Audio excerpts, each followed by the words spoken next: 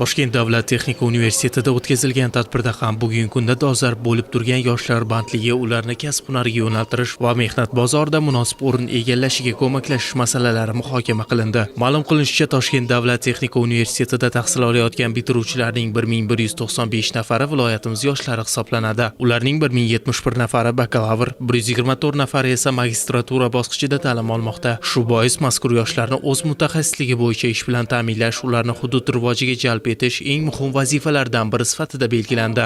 Agar bugun ko'rsatkich bo'yicha ko'radigan bo'lsak, o'tgan yilgi 2024-25 o'quv yilidagi bitiruvchilarimiz ishga joylashish ko'rsatkichi bugungi kunda 90% dan oshdi. Magistratura bosqichini ko'radigan bo'lsak, magistratura bosqichida ikkinchi kurs talabalarimiz ko'rsatkichi 100% hozirgi kunda ular ishlashyapti. Birinchi kurs magistrlar misolida ko'radigan bo'lsak, 85% magistrlarimiz hozirgi kunda ishlashadi. Tashkil qilingan uchrashuv katta natija beradi deb o'ylayman. Endi kelajakda bunday loyihalarni yana ham kengaytirish kerak.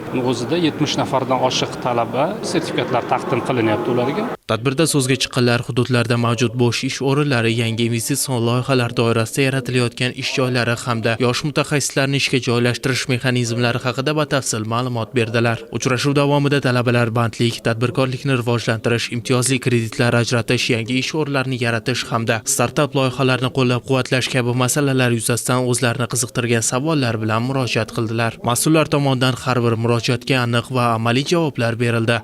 Toshkent davlat texnika universitetiga bugun Toshkent viloyati hokimimiz tashrif buyurdilar va uchrashuv to'g'risi juda ham ko'tarinki kayfiyatda bo'lyapti. Chunki bu uchrashuv talabalarga, ilmiy izlanuvchi, ilmiy tadqiqot olib boruvchilar uchun motivatsiya bo'ladi deb bemalol ayta olaman. Chunki o'zini real takliflariga ega bo'lgan yoshlar hamda tadqiqotchilar bemalol ayta olyapti va amaliy yordam ham bera olyapti.